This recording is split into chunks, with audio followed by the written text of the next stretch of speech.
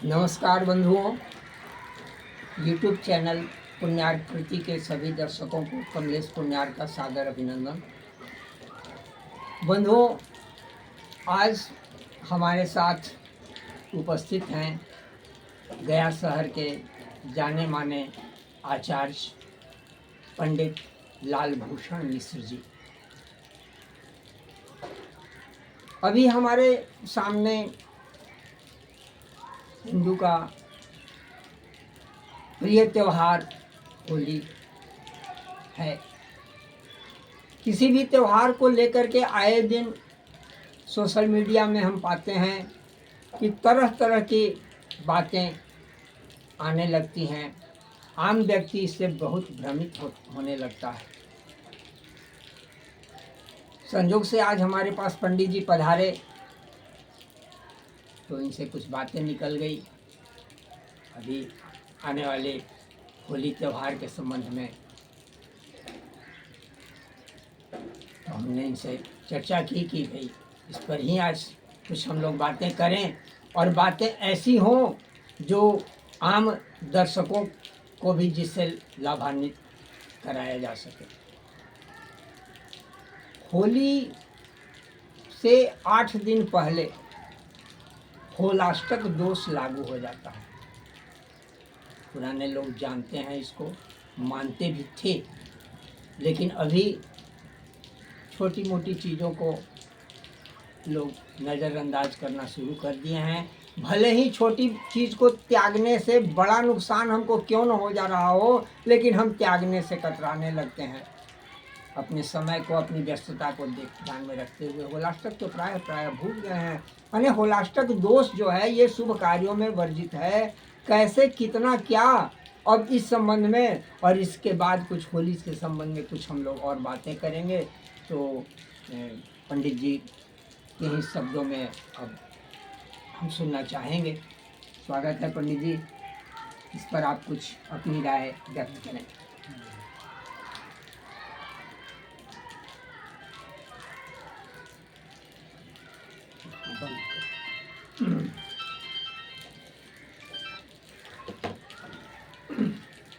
इस वर्ष फाल्गुन पूर्णिमा 3 मार्च को दिन भर है, रात्रि में भी थोड़े समय तक है, सूर्यास्त के बाद। इसके 8 दिन पहले से होलाष्टक इस वर्ष प्रारंभ है, जो कि 24 तारीख से 3 तारीख तक 8वां दिन उसका होता है।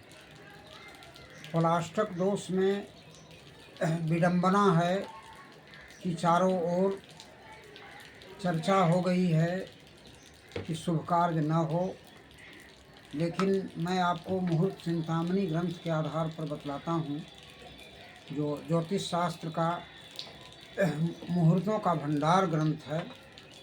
विपासे रावती तीरे सुतुद्र्याश्च त्रिपुष्करे विवाहादि शुभे नैष्टम होलिका प्राग विनाष्टकम। विपाशा नदी, इरावती नदी के तट पर रहने वाले जितने भी प्रदेश हैं, स्थान हैं, उसी स्थान पर यह दोष लगता है, अन्य स्थानों पर नहीं लगता है। जैसे शिमला, भगलपुर, साथ साथ लुधियाना, फिरोजपुर, इसी प्रकार गुरदासपुर तथा होशियारपुर नामक स्थान में यह दोष लगता है। इन स्थानों के अतिरिक्त किसी स्थान में होलाष्टक दोष का प्रभाव नगण्य होता है। तो एक मिनट जरा सा हम आपको बीच में रोक रहे हैं। मुहूर्त चिंतामणि में इस श्लोक की ये चर्चा है, इस प्रमाण की चर्चा है। किस प्रसंग में?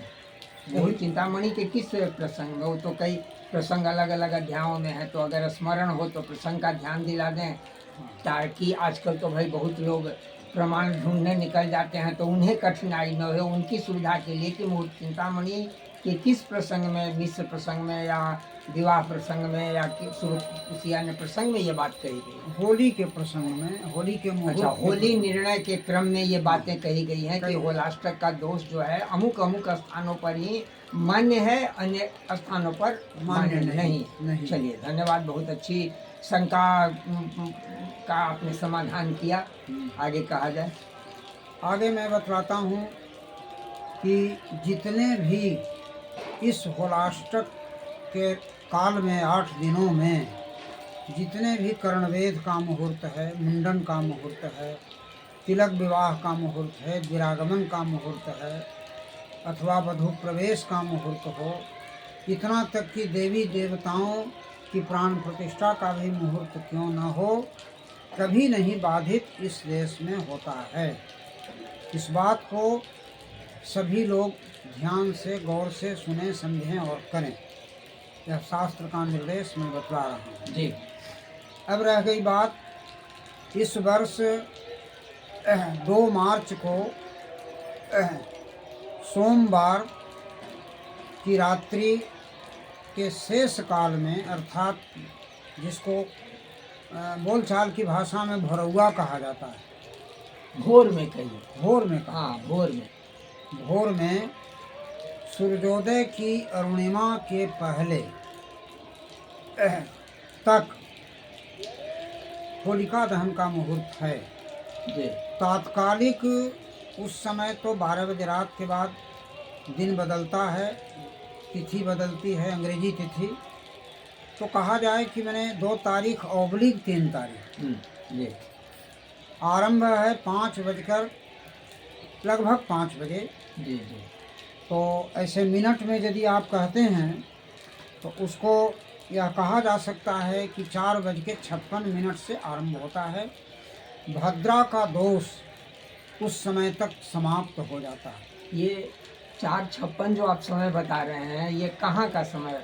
पंचांग बनारस का है, बनारस के समय के अनुसार, या हम गया शहर में बात कर रहे हैं, गया के अनुसार आपने ये बताया? यह वाराणसी के समय के अनुसार है, जिसमें 8 मिनट पहले हाँ गया का समय आता है। हाँ हाँ। तो 4:56 में हम 8 मिनट कम कर देंगे जी, तो गया का समय हो जाएगा। हाँ, इसी तरह से जो वाराणसी से पश्चिम वाले हैं उसमें उनको जोड़ना होगा। हाँ। और वाराणसी से पूरब वाले लोग हैं उतना घटाना होगा। सीधा सा एक नियम में ध्यान दिला दूं, ये ज्योतिष का नियम है कि प्रति देशांतर 4 मिनट का, मोटा मोटी इसको कहेंगे, एग्जैक्ट एकदम सेकंड से भी नीचे जाने की बात नहीं है, मोटा मोटी कहें कि 4 मिनट प्रति देशांतर का फर्क होता है।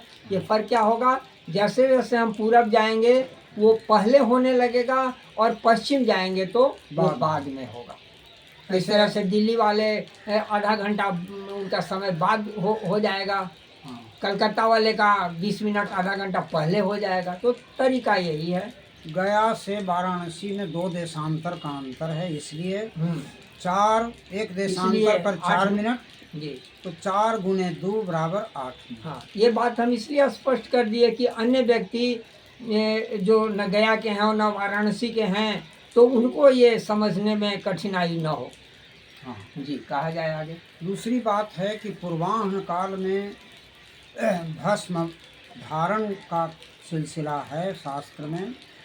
पूर्वाह्न काल में पूर्णिमा यदि नहीं रहे, अर्थात प्रतिपदा तिथि जब रहे तो भस्म धारण होता है। इस वर्ष पूर्णिमा तिथि लगभग 4:45 बजे शाम तक है, इसलिए भस्म धारण सुबह में नहीं होगा। अगले दिन अर्थात 4 मार्च को सुबह में पूर्वाह्न काल में प्रतिपदा तिथि मिलती है तो उसी समय भस्म धारण होगा। जी। अब रह गई बात कि भस्म धारण का एक श्लोक है, वंदितासी सुरेंद्रेण ब्रह्मणा शंकरेण च अतस्त्वं पाहि नो देवी विभूतिर्भूतिदा भव। राख को संस्कृत में विभूति कहा जाता है। तो विभूति धारण इस श्लोक से यदि किया जाए। दूसरी बात है कि इस तिथि को हम लोग चांडाल का स्पर्श, जिसे आजकल हम लोग देहात की भाषा में डोम कहते हैं।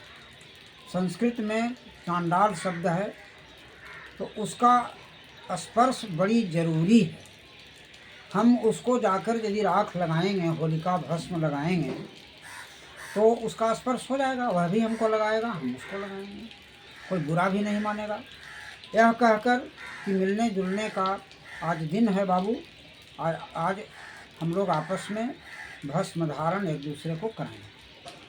अब रह गई बात रंग बिरंग को लगाकर, लाल पीला हर तरह का अबीर लगाकर होली मनाई जाती है। यह कार्य इस साल मध्याह्न और अपराह्न काल में 4 मार्च को ही होगा। विभूति धारण के बाद ही यह रंग अबीर का होलिकोत्सव किया जाता है। यानी कि 2 तारीख के भोर में, 2 फरवरी 2026 के लिए हम बात कर रहे हैं, भोर में तात्कालिक 3 मार्च, हाँ, होली का दहन करेंगे। 2 मार्च के भोर में, यानी कि 12 बजे अंग्रेजी तारीख के हिसाब से अगर कहें तो 2 के बाद 12 बजे के बाद वो 3 तारीख लागू हो गया अंग्रेजों के हिसाब से। भारतीय नियम के अनुसार तो सूर्योदय के बाद हमारे दिन और तारीख वगैरह बदलता है, लेकिन कैलेंडर के हिसाब से 2/3 इसको कहें, होली का दहन हुआ। 3 पूरा रेस्ट हुआ। उस दिन होली रंगोत्सव नहीं मनाएंगे, वो अगले दिन 4 तारीख को मनाएंगे।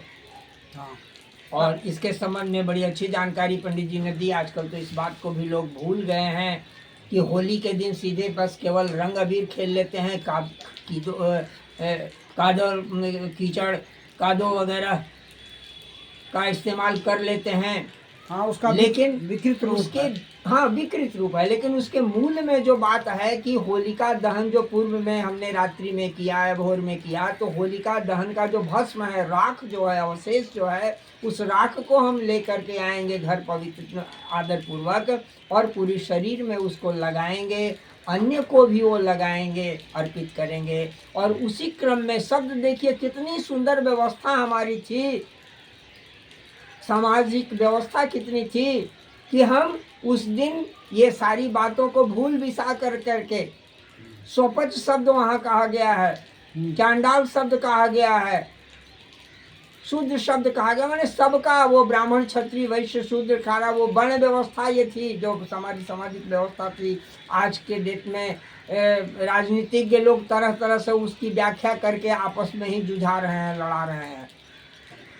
यहाँ तक कहा गया है कि हम स्वपच भी, जो सीधे जो चांडाल है, जो स्वपच है, उसका भी हम स्पर्श करेंगे और उसे भी हम विभूति लगाएंगे, वो भी मुझे लगाएगा, उसका भी हम आलिंगन करेंगे।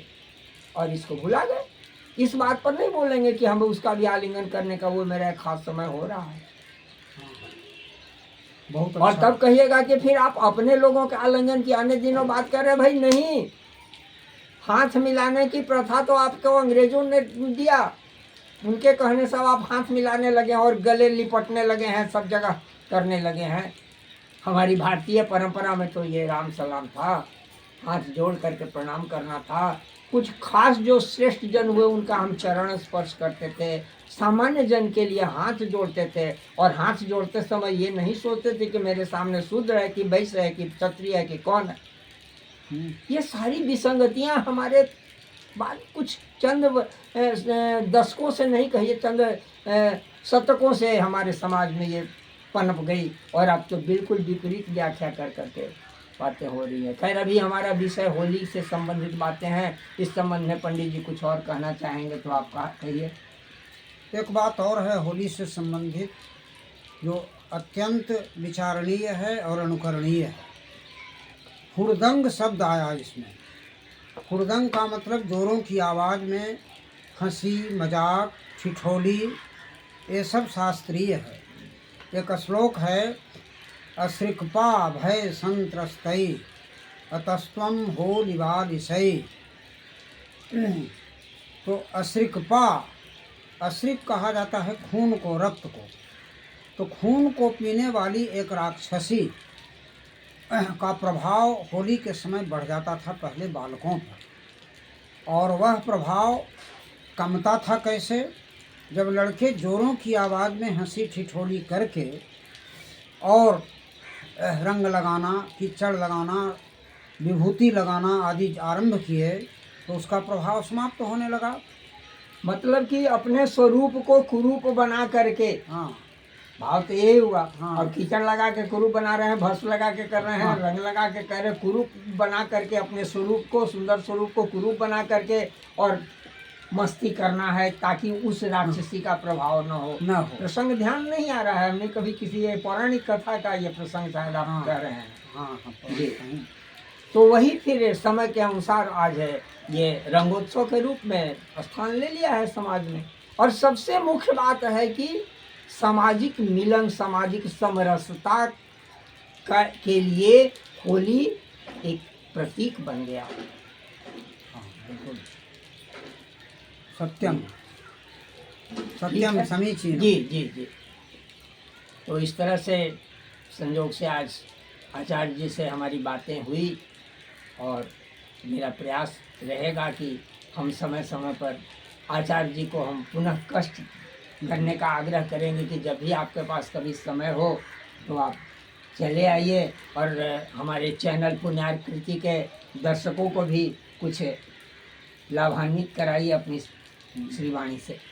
मैं अपना परिचय दे रहा हूँ। हाँ, अच्छा रहेगा कि मैं व्याकरण साहित्य दोनों से आचार्य की उपाधि लेकर संस्कृत शिक्षक के रूप में विभिन्न विद्यालयों में पढ़ाता हुआ गया के मारवाड़ी उच्च विद्यालय से सेवानिवृत्त हुआ और सेवानिवृत्ति के बाद अभी मग विद्वत परिषद का मैं गया जिला का अध्यक्ष हूँ।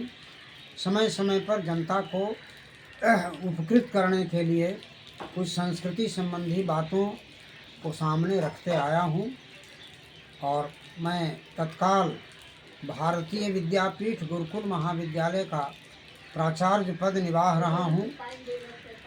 फिर विशेष परिचय अगले वक्तव्य के समय मैं दूंगा। धन्यवाद आचार्य जी।